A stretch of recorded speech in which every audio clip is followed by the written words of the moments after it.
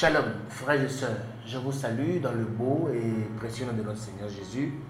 Je suis très heureux toutes les fois quand je sais que c'est mon jour d'enregistrement où je me mettrai entre les mains du Seigneur, je me rendrai disponible afin que le Seigneur m'utilise pour nous parce que je n'ai pas la prétention de croire que quand le Seigneur m'utilise à parler, que cela ne sert qu'à vous seul. Non, cela me sert aussi. Et je me précipite toutes les fois la vidéo est postée pour aller la lire et pour aller m'instruire. Cela veut dire que nul n'est trop grand pour ne plus être nourri par la parole. Parce que la parole qui sort de ma bouche en ce moment, elle n'est pas la mienne, elle est celle du Seigneur et elle m'instruit aussi. Que le Seigneur vous bénisse, vous tous qui restez fidèles à cette chaîne YouTube et à cette page Facebook. D'ici à là, nous aurons de courtes vidéos sur TikTok. Le Seigneur fera grâce. Alors aujourd'hui, je viens à vous une fois encore parce que nous voulons compter sur le Seigneur pour aller un peu plus loin sur le thème que nous avons commencé à nous entretenir, les principes de vie de Paul en Christ. Amen. Alors, je sais que vous allez partager les liens, que vous le faites et que vous allez continuer à le faire pour que cet enseignement touche le maximum de personnes, le maximum d'enfants de Dieu, pour que nous puissions vraiment être des gens que le Seigneur veut avoir en tant que son corps. Aujourd'hui, je vais prier, permettez-moi de prier, et après je vais revenir derrière pour vous dire le sous-thème qui va nous occuper. Prions donc. Seigneur, nous voulons te rendre grâce pour ta faveur, pour ton amour, et pour le temps que tu nous donnes de nous présenter, Seigneur, comme des outils que tu vas manipuler, utiliser ici. Fais-le pour ta gloire. Fais-le et prouve, Seigneur, à l'ennemi que tu es toujours le chef, que ça ne changera pas. Fais-le et donne-nous la joie. C'est au nom puissant de notre Seigneur Jésus que nous avons prié. Amen. Alors, qu'il vous souvienne, dans la dernière vidéo, je parlais de comment Paul disait à Timothée d'être conscient du fait que sa vie chrétienne sera évaluée, son ministère sera évalué, il sera donc récompensé. Et Paul va dire, je ne cherche pas la faveur des hommes parce que si j'étais en train de rechercher la faveur des hommes, je ne serais plus serviteur de Christ. Aujourd'hui, j'aimerais vous donner dans un premier temps l'ordre chronologique des événements de la fin des temps. Parce qu'en tant qu'enfant de Dieu, il est très important de savoir ce qui nous attend. Les autres ne savent pas ce qui nous attend parce que ça va arriver à tout le monde entier, bien sûr. Mais ceux qui sont du royaume devraient savoir l'horloge, l'heure qu'il fait. Par exemple, si je demande à quelqu'un quelle heure fait-il, alors on me donne l'heure selon que je sois en Chine ou au Bénin, etc. Ça change. Mais pour le monde entier, il y a une horloge divine. Il y a une horloge divine, et donc la chronologie des événements jusqu'à la fin de cette terre est très importante. Alors, je vais vous les énumérer. Je ne vais pas forcément parler de chaque événement qui viendra, mais je choisirai un. Je choisirai un événement qui va retenir notre attention aujourd'hui. Si le Seigneur le veut, pourquoi pas, nous reviendrons pour parler d'autre chose. Alors, j'aimerais que vous compreniez que Dieu n'a pas planifié que l'homme vive au-delà de 7 jours sur terre. 7 jours. 7 jours sur terre parce que 1000 ans sont comme un jour. Ça veut dire que si nous faisons bien la lecture de la Bible et nous nous référons bien aux événements des fins des temps, nous sommes à la fin du 6e jour. Nous sommes à la fin du 6e jour parce qu'il nous reste un jour. Le seul jour, je vais en parler tout à l'heure, c'est le millénium. Donc un jour, c'est 1000 ans. D'accord? Donc la vie de l'homme sur terre, c'est 7 jours. Donc c'est 7000 ans. Dieu n'a pas prévu que l'homme vive sur la terre au-delà de 7000 ans. Donc nous sommes au soir du 6e jour. D'accord? Comme Un jour est comme 1000 ans. Et 1000 ans, un jour. D'accord? Donc, les événements qui vont venir dans l'ordre, maintenant, c'est quoi? C'est l'enlèvement de l'Église. L'enlèvement de l'Église. Très important. L'enlèvement de l'Église. Si tu n'es pas enfant de Dieu, ne t'amuse pas. Parce que je te parle de choses très, très sérieuses. Ne fais pas le dur, ne fais pas le jeune, ne fais pas le vieux, ne fais pas l'intelligent, ne fais pas celui qui est dans une secte, ne fais pas celui qui est dans toutes les sectes. Non, tu te trompes. Jésus vient bientôt. Il va prendre son église. Il va enlever l'église. D'accord? Alors, pourquoi il va enlever l'église? Il va enlever l'église parce que il lui a fait une promesse de l'enlever avant que les événements de souffrance ne viennent et que les temps arrivent à leur fin. Très important. Donc, en tant qu'enfant de Dieu, nous devons nous préparer. Nous devons savoir que à tout moment, le Seigneur peut venir pour nous enlever. Alors, le deuxième événement qui est très important, c'est la montée de l'Antéchrist. D'accord? Il sera aidé par un faux prophète. L'Antéchrist, c'est un homme qui va venir proposer à la terre, alors qu'il n'a pas l'autorité et les capacités, proposer à la terre la paix. Et il sera aidé par un faux prophète qui va demander, sinon je vais dire, forcer tous ceux qui resteront sur terre d'adorer l'Antéchrist, cet homme-là. C'est le deuxième événement très important. Après ça viendra la tribulation. La tribulation, et je vais lire un verset biblique par rapport à ça. Je vais même en lire deux, parce que pendant la tribulation, l'église qui a été enlevée sera en train de vivre les noces au ciel. C'est pourquoi vous ne pouvez pas vous amuser avec votre vie spirituelle. Vous ne pouvez pas rester là et croire que, on meurt. Non, c'est faux. Non. Nous venons de quelque part et le Seigneur aurait voulu que tous arrivent à faire corps de l'Église, de cette entité, de cette unité qui est l'épouse de Christ. Alors je vais lire un verset biblique parce qu'au moment de la tribulation sur terre, Apocalypse 6, 16 et 17 le dit, il y aura au même moment les noces de l'agneau au ciel. Et nous allons lire ça dans Apocalypse 19, 6 à 10. Donc je vais lire rapidement. Permettez-moi d'aller dans Apocalypse 6. Alors Apocalypse 6, je lis après du verset, je vais lire 16 et 17. Et il disait aux montagnes et aux rochers, tombez sur nous et cachez-nous, loin de celui qui est assis sur le trône et loin de la colère de l'agneau. En effet, le grand jour de sa colère est venu et qui peut réussir? Donc, la tribulation va commencer. Les gens qui resteront sur terre, ils vont désirer mourir. Ils vont désirer que les montagnes tombent sur eux.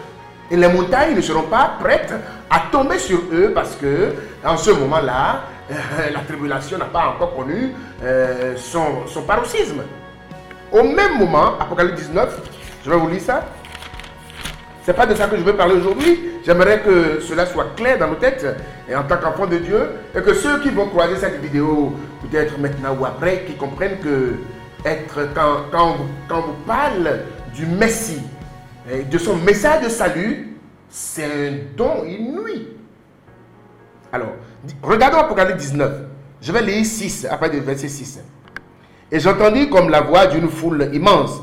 Elle ressemblait au bruit de grosses eaux, au grondement fort de coups de tonnerre, et elle disait, Alléluia, car le Seigneur, notre Dieu Tout-Puissant, a établi son règne.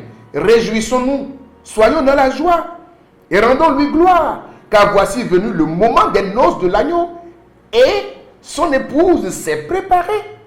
Il lui a été donné de s'habiller d'un lin fin, éclatant pur. En effet, le fin lin, ce sont les œuvres justes des saints.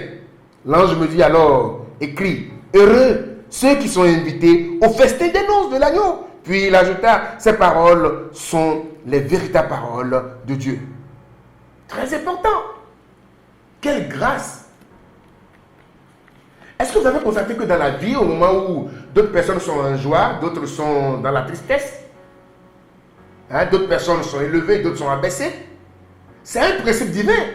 Au moment où la tribulation sera sur terre, l'Église sera en train de fêter avec Christ, parce que les noces de Christ seront au ciel. Alors, après cela, il y aura la bataille de Gog et de Magog. Je ne vais pas venir là-dessus, parce que je n'aurai pas le temps à ça. Le 5e point, c'est l'abomination de la désolation. Le 6e point, qui est très important et à mon goût, c'est la bataille de l'Armageddon. La bataille de l'Armageddon, c'est la bataille à la fin de laquelle Jésus va venir délivrer Israël.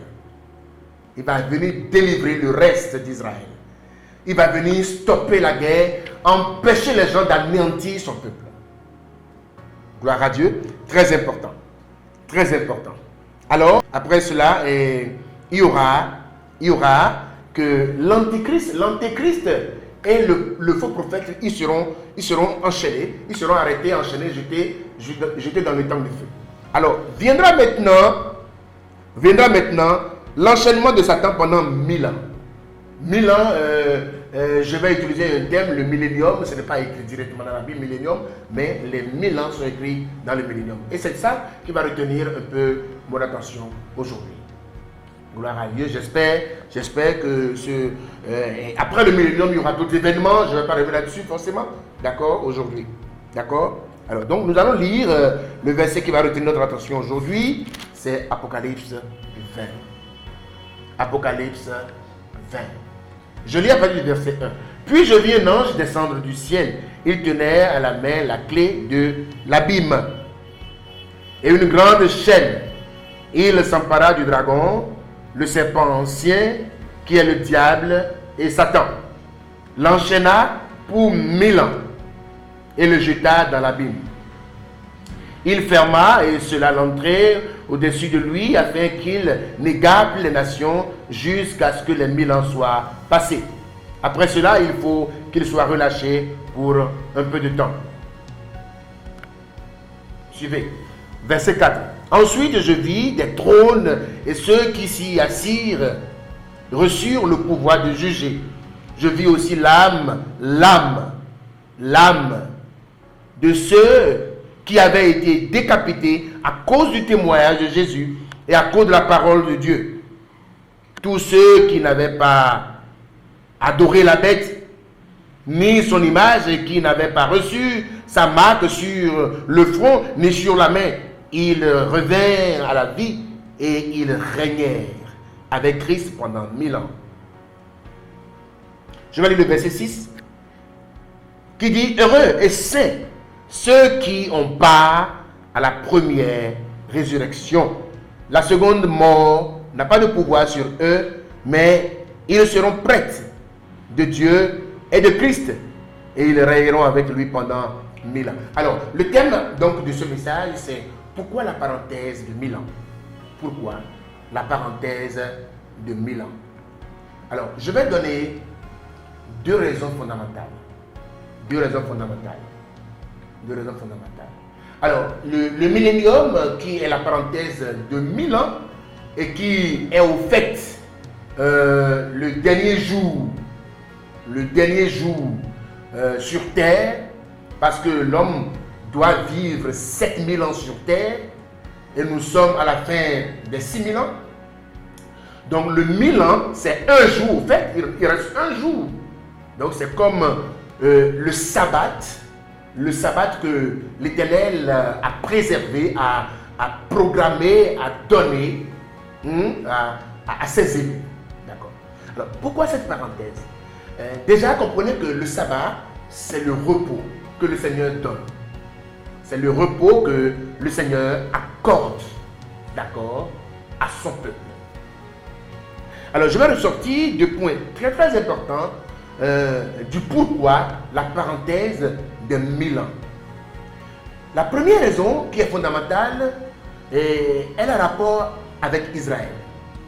Israël a reçu la promesse d'être le quartier général de toute la terre. Et je vais vous lire ça. Mais Israël n'a pas encore expérimenté ça. Israël n'a pas encore vécu ça. Israël a été assujetti, a été assailli tout le temps. Israël a été combattu tout le temps. Est-ce que Dieu serait un menteur pour que la promesse qu'il a faite à Israël, qu'il ne la tienne plus? Non. C'est pourquoi il est très important de comprendre que Israël, dans tous les cas, je vais vous lire un verset biblique, très important, dans tous les cas, va rentrer, c'est que va être, va jouir de cette promesse, deviendra effectivement la capitale mondiale de la terre. Où Christ va vivre comme le roi terrestre. Gloire à Dieu, très important. Alors je vais vous lire un verset biblique dans Daniel. Daniel 7 d'abord, après je vais lire dans Somme. Daniel 7, Daniel 7, 14, Daniel 7, 27.